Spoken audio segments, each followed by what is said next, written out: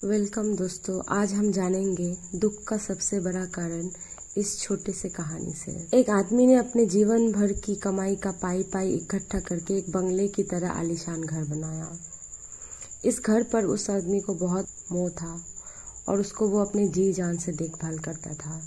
छोटी मोटी कोई भी समस्या आए तो वो उसे तुरंत हल कर देता था। कई बार लोगों ने उसे उस घर को बेचने की सलाह दी थी।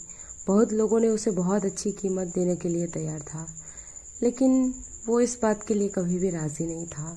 उसका खुद का बेटा भी अच्छी कीमत मिलने पर उस घर को बेचने के लिए तैयार था, लेकिन वो आदमी कभी भी उस घर को बेचने के लिए तैयार नहीं था। उसे जीवन में किसी भी वस्तु से इतना ज़्यादा गर्व या अभिमान महसूस नहीं होता था। एक दिन वो आदमी बाजार गया और जब वो बाजार से लौटा तो उसने देखा कि उसके घर के सामने बहुत बड़ी भीड़ जमा है। वो दौड़ते हुए आया तो उसे बहुत बड़ा सदमा लगा, क्योंकि उसका घर में आग लग चुकी थी। अपने प्यारे घर को ऐसे आग में जलते हुए देखकर वो अधमरा सा हो गया। उसे समझ में नहीं आ रहा था कि वो क्या करे। उसने निर्णय लिया कि अगर उसका घर नहीं रहेगा तो वो भी नहीं रहेगा, वो भी उसी जलते हुए घर में अपनी जान दे देगा। ऐसे ही जब वो करने गया तो वहां पे तमाशा देख रहे लोगों में से एक ने उसे रोक लिया और कहा कि क्यों बेवजह अपनी जान देना चाहते हो, क्योंकि अब यह घर तुम्हारा नहीं है। एक दिन पहले ही तुम्हारे बेटे ने इस घर का सौदा किसी के साथ कर दिया था। जैसे उस आदमी को इस बात का पता चला, उसका सारा दुख मानो खत्म हो गया। अब वो आदमी भी बाकी लोगों की तरह खड़े होकर उस घर के जलने का तमाशा देखता रहा।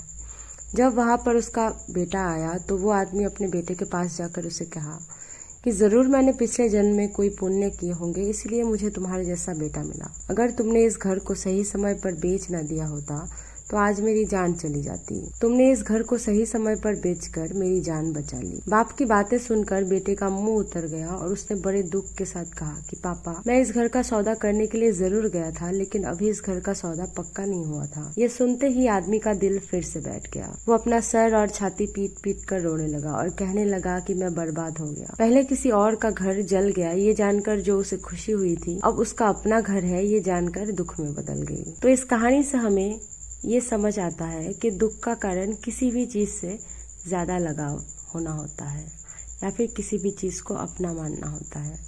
जब कोई चीज अपनी है और वो हमें छोड़ के चला जाए या फिर हमसे दूर हो जाए तो हमें बहुत दुख होता है, लेकिन वो चीज किसी और की है और उसके साथ कुछ भी हो जाए तो हमें दुख नहीं होता। भगवत गीता में भी बताया गया है कि किसी भी वस्तु को अपना मानना ही दुख का सबसे बड़ा कारण है। इसलिए किसी भी वस्तु से ज्यादा लगाव या मोह नहीं रखना चाहिए।